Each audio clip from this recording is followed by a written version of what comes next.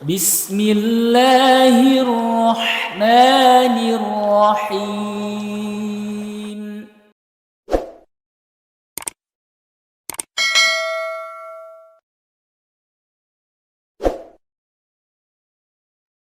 Assalamualaikum warahmatullahi wabarakatuh. Sahabat ngaji yang Allah muliakan, alhamdulillah pada kesempatan sebelumnya kita sudah mempelajari makhraj huruf, ya, muqaddimah makhraj huruf. Lalu yang kedua adalah makhraj al-jauf. Nah, kesempatan kali ini di part yang ketiga ini kita akan mempelajari makhraj al-halqu. Ya. Al-halqu itu kalau secara bahasa adalah tenggorokan, ya. Tenggorokan ini dari sini sampai dengan sini, ya, sahabat ngaji. Nah, tenggorokan. Baik, al-halqu ini kita mengikuti ulama-ulama qiraat itu membaginya menjadi tiga bagian al-halqu. Ya, jadi tiga bagian al-halqu ini adalah tenggorokan bawah, tenggorokan tengah, ya, dan tenggorokan atas sini. Nah, dari al-halqu ini itu ada tiga makhraj, ya, yaitu tenggorokan bawah, tenggorokan tengah, dan tenggorokan atas. Nah, itu tiga makhraj, yang mana tiap makhraj ini mengeluarkan dua huruf. Ya, dua huruf hijaiyah. Jadi total 6 huruf hijaiyah yang keluar dari tiga makhraj, tenggorokan bawah, tengah, dan atas. Baik, tenggorokan bawah atau bahasa Arabnya kita sebut al-halqu, ya, aqsal halqi. Nah, itu adalah tenggorokan paling bawah, yaitu terletak pada pita suara, ya. Jadi pita suara itu di mana? Letaknya adalah di bawah jakun segini.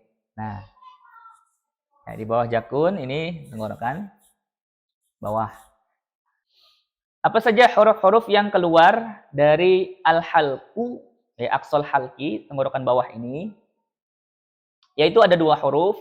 Yang pertama huruf hamzah, yang kedua huruf ha. Nah, cara mengeluarkan hurufnya yaitu dengan cara menggetarkan pita suara, ya. Namun huruf yang keluar suaranya berbeda walaupun makhrajnya sama, yaitu tenggorokan bawah, ya. Kenapa bisa berbeda? Karena sifat-sifat yang keluar yang dimiliki oleh hamzah dan ha itu berbeda sifatnya walaupun tempat keluarnya sama. Baik, kita bahas dulu yang hamzah. Nah, hamzah ini cara mengeluarkannya adalah dengan menggetarkan suara. Nah, kita jabarkan sifat-sifat huruf yang ada dalam hamzah, yaitu hamzah ini tidak mengalirkan udara, maka disebut dengan jahar, ya. Nah, sifat jahar. Jadi ketika mengucapkan hamzah tidak ada aliran udara. Lalu untuk hamzah juga itu tidak mengalirkan suara. Jadi aliran suara itu tidak ada ketika mengucapkan hamzah. Tertahan, ya. Jadi di sini itu tertahan dia suaranya. Jadi suaranya tertahan, tidak mengalir. Nah, dua huruf disebutnya sifat syiddah, ya, kalau tertahannya suara, tertahannya aliran suara. Lalu hamzah juga memiliki sifat yaitu istifal. Istifal itu artinya lidahnya tidak mengangkat ke atas, menurun, merendah, ya, lidahnya menurun atau merendah, tidak terangkat ke atas langit-langit. Lalu hamzah juga memiliki sifat infitah. Infitah itu adalah terbukanya ruangan antara permukaan lidah dan langit-langit. Jadi ketika mengucapkan hamzah itu ruangan antara permukaan lidah dan langit-langit mulut terbuka. Jadi ada ruangan, ya, untuk keluarnya suara seperti itu. Ya, baru 4 nih. Nah, kita bahas sifat yang 4 saja dulu, ya. Sifat 4 ini karena memang hamzah ini memiliki 4 sifat yang perlu kita perhatikan agar suara yang kita keluarkan juga sesuai, ya, dengan kaidah. Baik, kita terapkan sifat-sifat, ya, yang ada pada hamzah tadi, 4 sifat tadi, kita terapkan dalam pengucapan huruf hamzah. Jadi selain kita memperhatikan tempat keluarnya, yaitu tenggorokan bawah, nih, di pita suara, kita juga perlu mensertakan sifat-sifat dari hamzah tadi, yaitu 4 yang tadi ya. Baik, kita coba ya. Ingat, tidak ada aliran udara, suara tidak mengalir, ya, lidah tidak terangkat, ya, ruangan rongga mulut terbuka, ya. A, I, U, Ba. Nah, rasakan getaran di pita suara, area pita suara. A, I, U, Ba. A, I, A, U. Seperti itu. Silahkan mencoba ya, sahabat ngaji.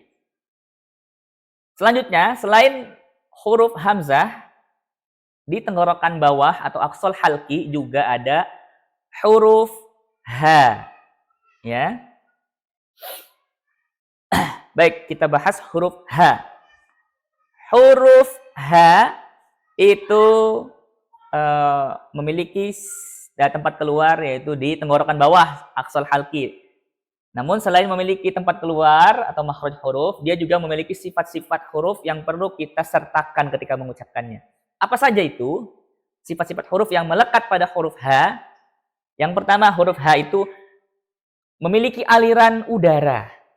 Ya, aliran nafas ketika mengucapkannya, aliran udara ya. Apa itu? Disebutnya sifat hamas. Ya, sifat hamas. Dan huruf H juga memiliki memiliki aliran suara juga ya ketika mengucapkannya, disebut rokhawah berarti ya. Ya, aliran suaranya ada ketika mengucapkan huruf H. Ya, tidak tertahan. Selanjutnya H juga memiliki sifat istifal. Jadi ketika mengucapkan huruf H, lidahnya rendah turun, tidak mengangkat ke atas. Ya, permukaan lidahnya. Dan memiliki sifat infitah. Ya, karena turunnya permukaan lidah tadi sehingga ruangan antara langit-langit dan permukaan lidah terbuka.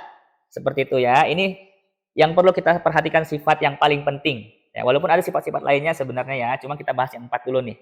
Sifat pentingnya. Ya.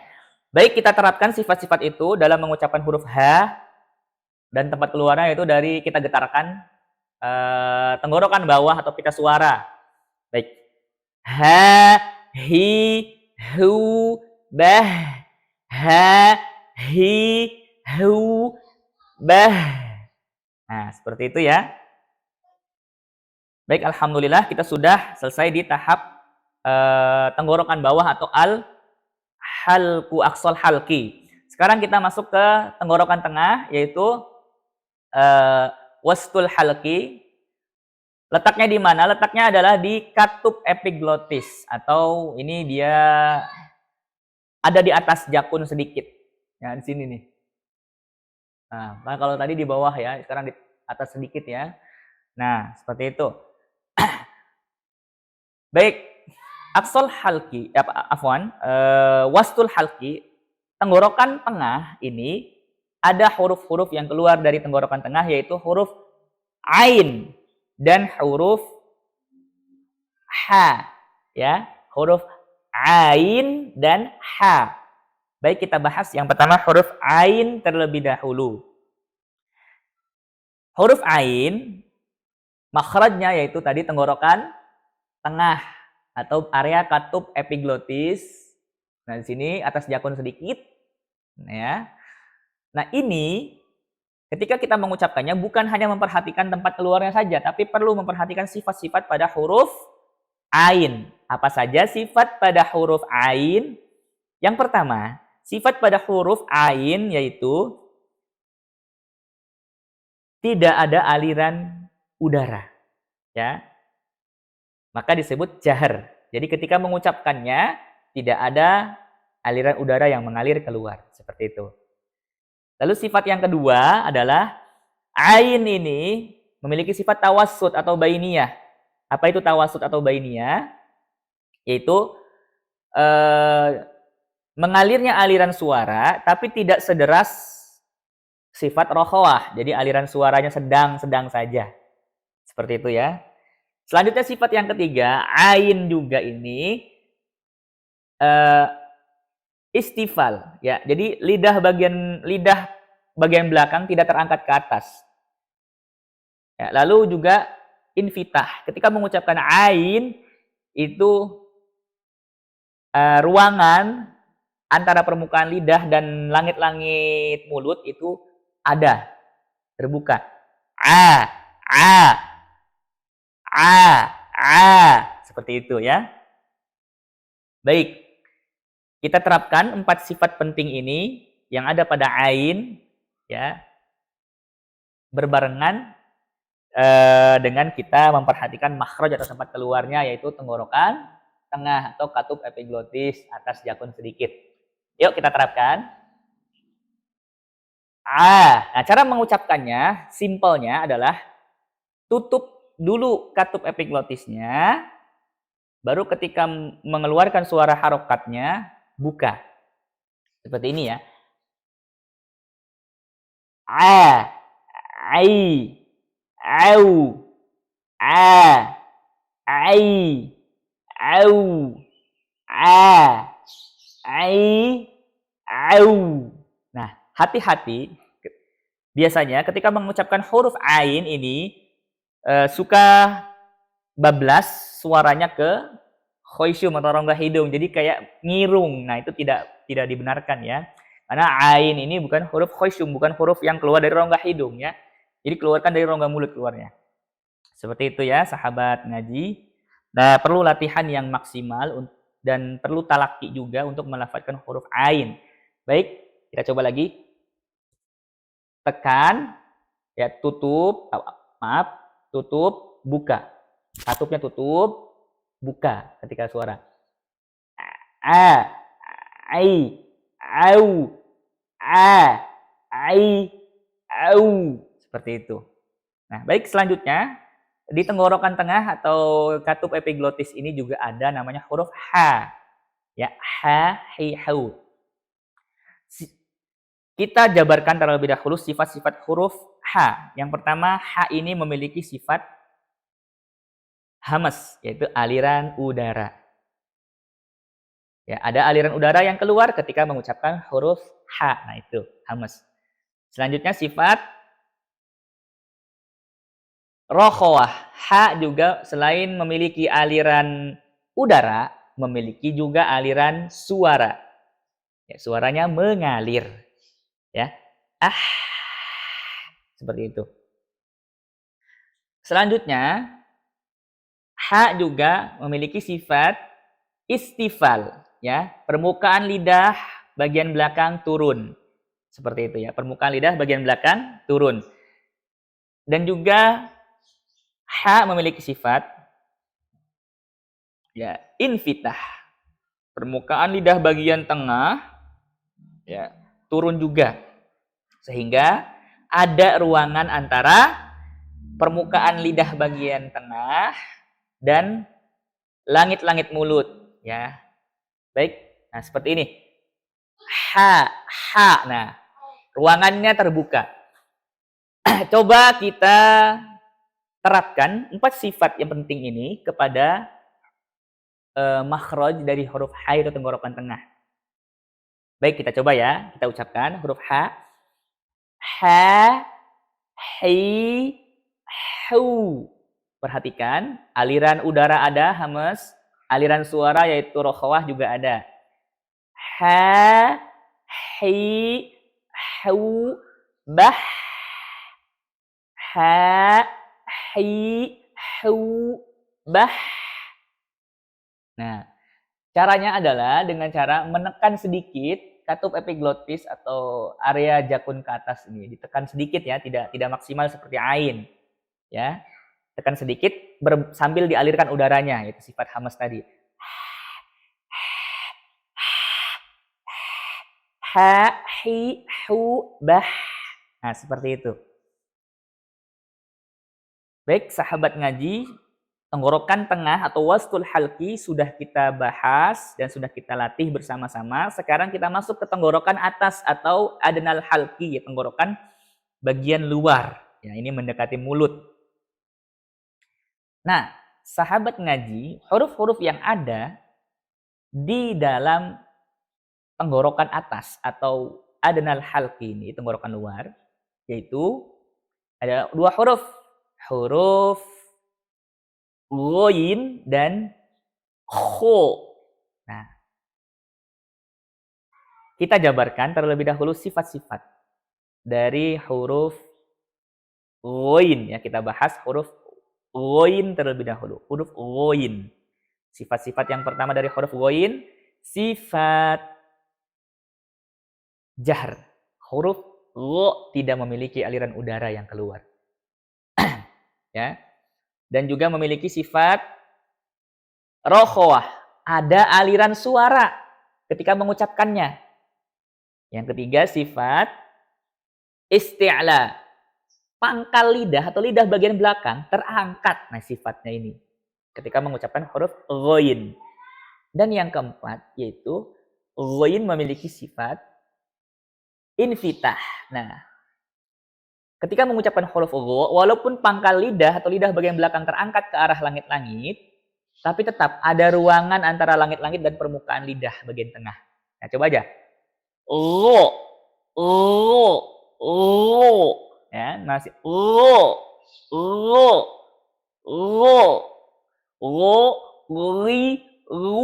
seperti itu. Nah, baik. Kita coba terapkan 4 sifat yang penting tadi ketika mengucapkan, ketika melatih huruf ghain. Baik, kita coba. Ri,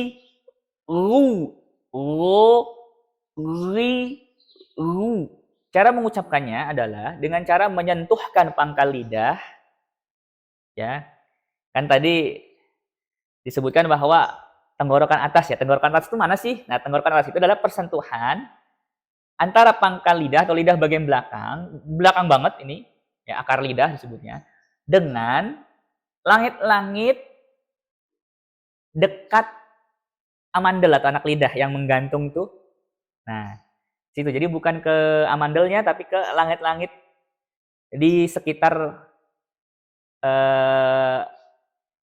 amandel seperti itu ya. Baik, kita lanjut ya. Lo, ri, ru, lo, ri, ru, bau, bau. Seperti itu ya.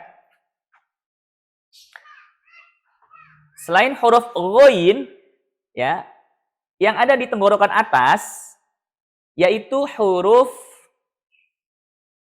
kho.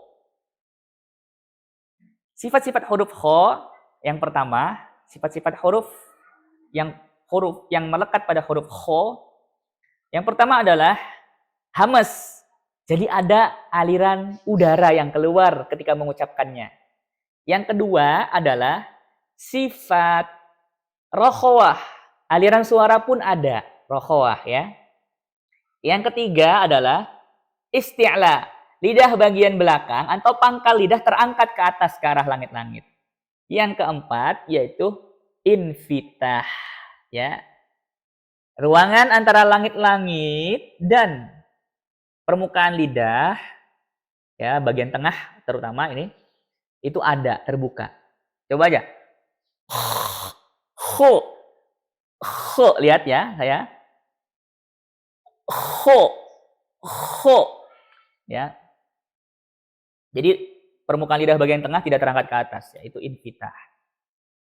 Sahabat ngaji, kita coba melafadzkan, menggabungkan antara sifat-sifat huruf kho dengan makhraj atau tempat keluarnya huruf kho, yaitu tenggorokan atas, yang mana tenggorokan atas ini persentuhan antara pangkal lidah atau akar lidah bagian paling belakang bersentuhan dengan area sekitar amandel itu ya.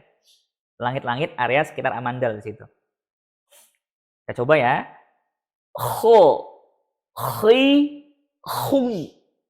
Ketika berharokat fathah jangan dimonyongkan bibirnya.